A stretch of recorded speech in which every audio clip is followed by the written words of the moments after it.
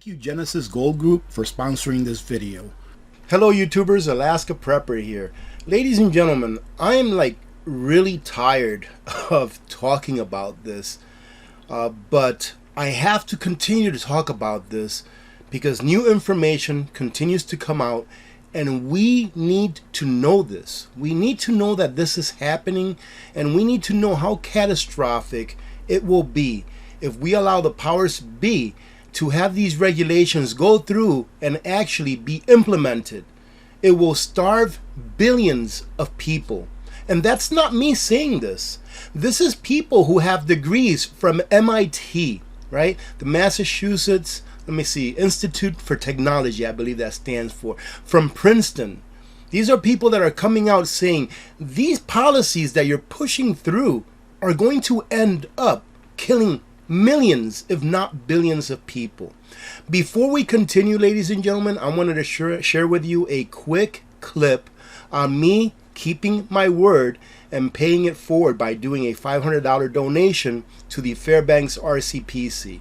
Ladies and gentlemen, we made it to RCPC and we're going to see if we can find Wendy and surprise her with the donation. Ladies and gentlemen, here is the famous Wendy, and she works at RCPC. Hello. Wendy, how are you doing? I'm good. Do you know what I'm doing here? I don't know what you're doing here. Well, I told you I was coming over, but I told you it was a surprise. So let me tell you a little story, and everyone knows that I love telling stories. So a couple of days ago, I think it was a couple of days now, I did a video, and during the beginning of the video, since YouTube has been not very favorable to my channel as far as recommending my videos, so I've been getting a lot of less views lately. So I told everyone, I was like, hey, listen, you need to give this video a thumbs up, because the more thumbs up that you give it, the more that YouTube will recommend it. And I said, I'll tell you what, if this video gets 5,000 thumbs up, which is a lot, I said, I'm going to donate $500 to RCPC. Resource Center for Parents and Children. And guess what, Wendy? I gave them 48 hours. I says, 2 days from now, you have 2 days to give me 5,000 thumbs up. And in like 10 hours, we got 5,000 thumbs up. Seriously. So yeah, so I'm just here real quick to pay my debt, and also for, well, I made the bet, now I have to pay my debt. And also, since we have new subscribers all the time, I wanted to introduce you to them, and I also wanted for you to tell them what it is that you all do here, what's your mission, and what can anyone do to help if they feel like they can do some good for the community and help out. So what is RCPC? Yep. RCPC, we are a child abuse prevention agency.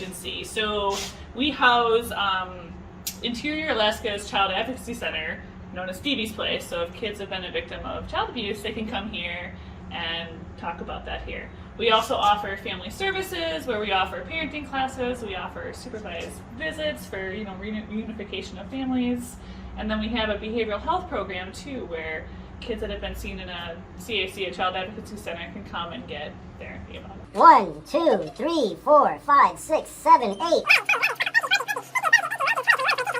Isn't 25/20s $500? All the money already. $500. From the bottom of my heart, it's not just about dropping money off. It's also about saying thank you for the people that work here, because these are the folks that make our community better, ladies and gentlemen. So thank you, Wendy. And of course, if you ever need anything, all you have to do is give me a call. You got it, Rudy. Thank you. Thank you all. Thank you so much. Thank you for giving those thumbs up. Oh yes, you like the thumbs up. Once again, thank you very much, ladies and gentlemen, for supporting what I do. I truly do appreciate it. And it's in your honor that I make these donations. It really is, because if you didn't support what I did, I couldn't do it. And let me go ahead and thank today's sponsor, Genesis Gold Group. Thank you very much for sponsoring this video. Now let's talk about this. I was going to do like a video where I had a whole bunch of different news articles, but I can't. This has to be this standalone video because it's so important. I am going to read this article for you so that you don't have to read it. Listen to it, please. Listen to it, the whole thing. And then I will leave the link to this article and a pinned comment so that you can go ahead and revisit it if you would like to look at it and actually click on the hyperlinks that actually show you the proof, show you the case filings and all these things. All right, ladies and gentlemen, so let's get to it. Will new EPA regulations starve millions of people? Two distinguished climate scientists have filed with the Environmental Protection Agency a 45-page document on the proposed regulation the EPA announced on May 11, 2023. Has anyone heard about this proposed regulation that the EPA announced this year, back in May 11th? No, ladies and gentlemen, and that's why it's so important that you share these videos.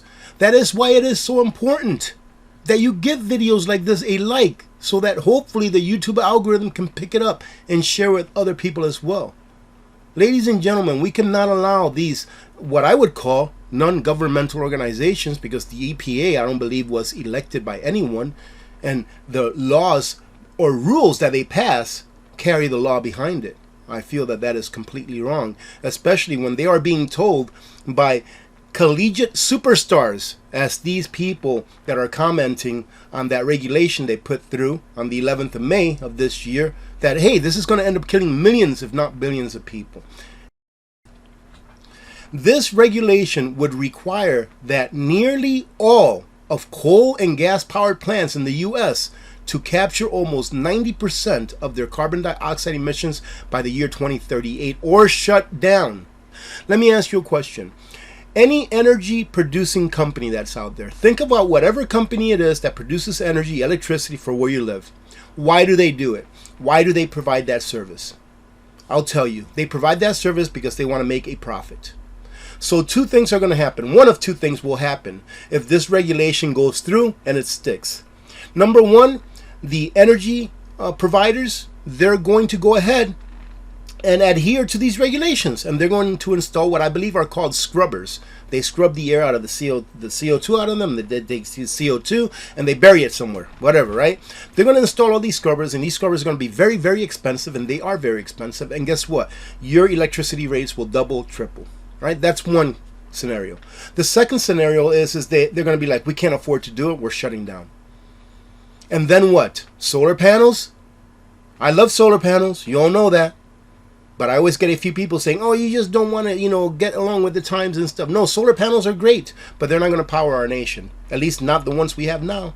Not with the technology that we have now. And if we did have enough solar panels, do we have enough batteries? Do we have the availability to make enough batteries, big enough batteries, in order to store that power for times and days in which there is no sun? Ask yourself those questions. So that's what's going to happen if this regulation passes and sticks, and companies have to make a decision later on. And if those of you that are thinking, well, that's in 2038. 2038 is right around the corner. You all remember 2001, right? That was 22 years ago already. In their comment, William Harper, professor of physics, emeritus, Princeton University, and Richard Lindzen, professor of Earth, atmospheric and planetary sciences, emeritus, both make a legal and scientific case that the EPA's proposed new rule is based on, listen, ideologically driven policies with no basis in legitimate climate science. It's okay to admit, if you're one of these climate change people that have been going along with this narrative for the last several years, if not decades, ladies and gentlemen, it's okay. It's all right for you to look at yourself in the face and say, hey, listen, I was bamboozled. I was lied to. It's okay. This climate change thing is more of a religion now. People that are against it are on this side, and people that are for it are on this side, instead of just trying to search for the truth. What is the truth? Please do your own research and understand that we human beings need CO2 in order to live. That the level of CO2 that now occurs on the earth at about 420, 440 parts per million, it's only about 1/3 of the CO2 that we need in order to thrive, in order for vegetation and plants to thrive. And in a world where we are headed into a great famine, where many people will starve, why do we want to handicap our ability to make more food? I'm not a financial advisor, but the folks at Genesis Gold Group specialize in helping those who want to diversify their excess wealth by converting their fiat currency retirement plans into a plan that is backed by real money. So if you're in a position where you are wondering what you can do in order to diversify or insulate your wealth against what I like to call the inferno of inflation, give Genesis Gold Group a call and they can provide you with the information that you need in order to make an educated decision. Once again, thank you very much, Genesis Gold Group, for sponsoring this video. In a document that appears to be the prelude to filing a lawsuit to block the EPA from implementing the proposed regulation, Harper and Lindzen lay out a science-based case arguing that the new EPA rules designed to limit the use of hydrocarbon fuels in the nation's power plants could end up reducing the world's food supply so dramatically that billions of people worldwide would be at risk of death by starvation. And this is not being hyperbolic. I do not believe that it is. Why? Because food is energy, ladies and gentlemen. And fuel is energy. In order for something to be produced, something has to be destroyed. Where that food is being made and being grown from scratch, then some hydrocarbons have to be destroyed in order to convert those ingredients that make up that food. This is not that long, ladies and gentlemen, so if you want to come back and reread it, by all means, please do. In their comment, Harper and Lindzen demonstrated that the EPA, number one, failed to consider critically important aspects of the data concerning CO2, fossil fuels, and climate change. And number two, relied on numerous studies that violate the scientific method. They concluded, as a result, the proposed rule, which would eliminate fossil fuel electric plants that provide 61% of electricity in the United States, will be disastrous for the country, for no scientifically justifiable reason. To support their claim, Harper and Lindzen argued that the EPA has failed to consider the following important aspects of climate change and relevant data. All right, here we go. Carbon dioxide is essential to life. Yes, I said that part more loud. Creating via the process of photosynthesis the food we eat and the oxygen we breathe. Without carbon dioxide, there would be no human life or other life on Earth. You understand this? That in order for us to have oxygen, we need carbon dioxide. Because plants inhale CO2 and they exhale oxygen, ladies and gentlemen. I wonder how many people know that plants actually exhale oxygen. Do they even teach that in school anymore? Increased levels of carbon dioxide in the atmosphere create more food for people worldwide, including more food for people in drought-stricken areas.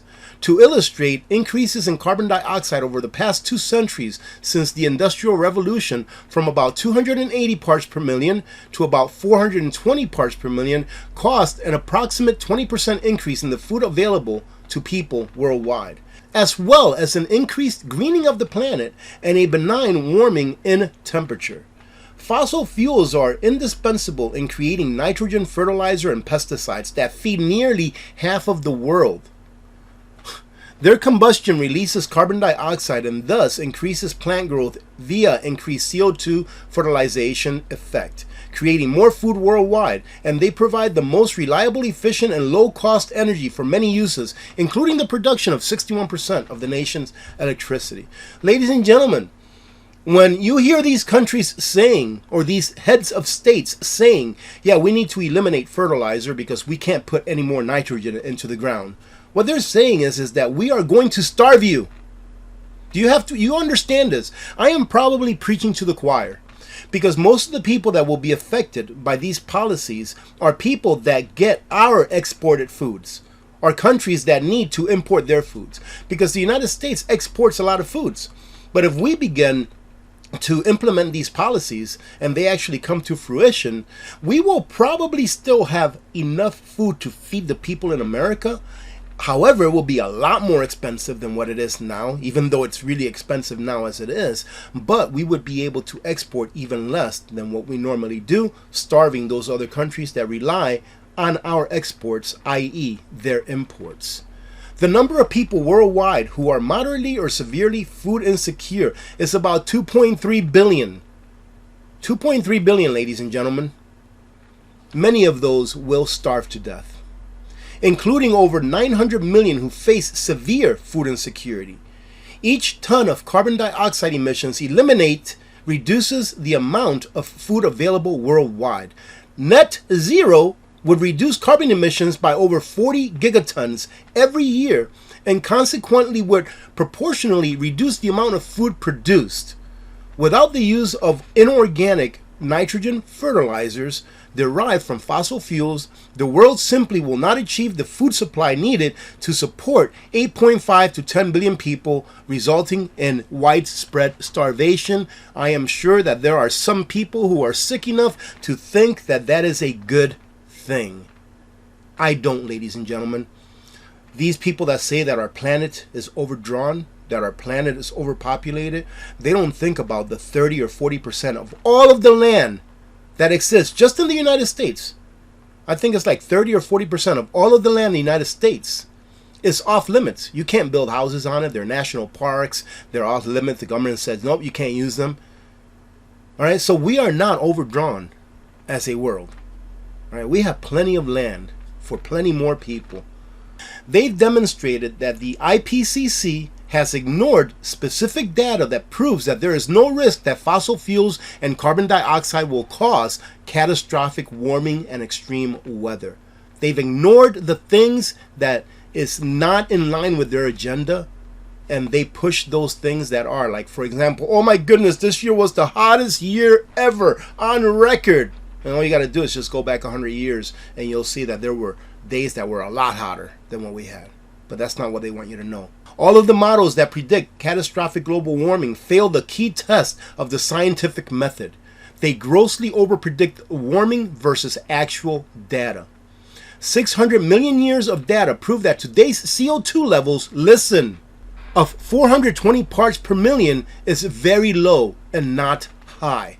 I've shown this time and time again on graphs on previous videos, that we are not at a high ppm, that we are pretty low compared to historical charts and findings.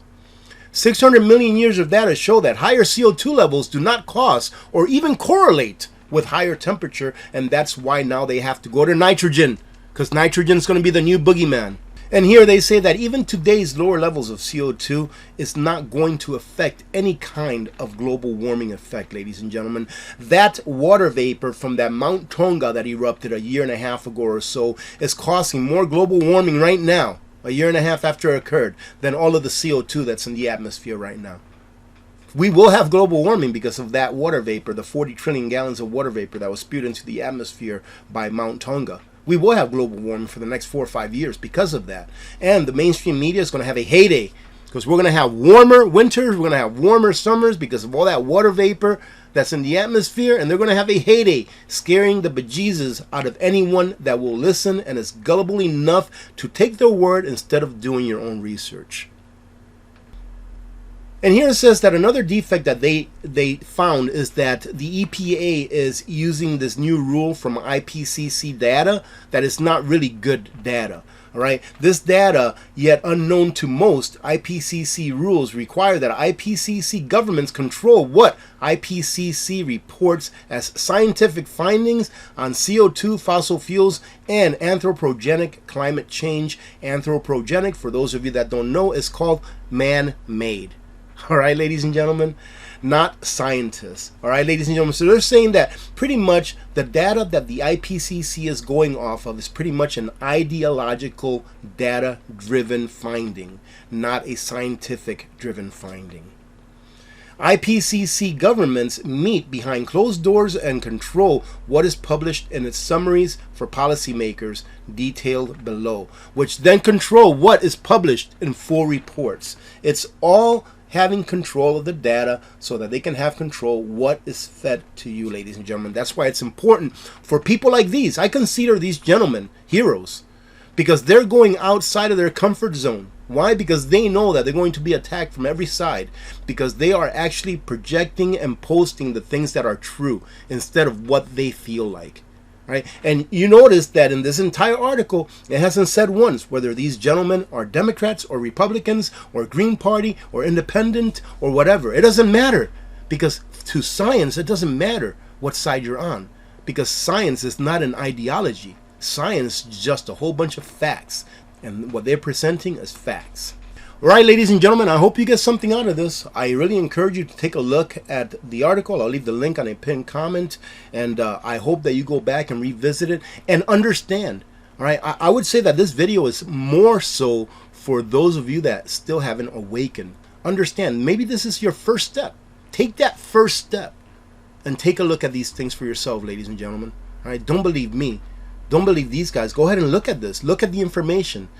Go ahead and try to find where it says on the internet. It says it because I've read it for you all before. Try to find where it says that 420 ppms of CO2 is only about 1/3 of what we really need in order to prosper, in order to do really well. Go and try to find those charts that show you, historically speaking, on a geological chart, meaning going back hundreds of thousands or millions of years. Try to find those charts that show you that warming comes first and then high CO2 levels come after, which means that it is not the CO2 level that makes a planet warmer. Go find those things for yourself, because the more research that you do on your own and the more time that you spend on finding it for yourself, the more that you will understand that we have been bamboozled. Right, ladies and gentlemen? Having said that, I hope this video doesn't get demonetized or even taken off. If it doesn't, then we're still here, and thank you very much for making it to the end. God bless every one of you. God bless America. I'm Alaska Prepper. I'm out.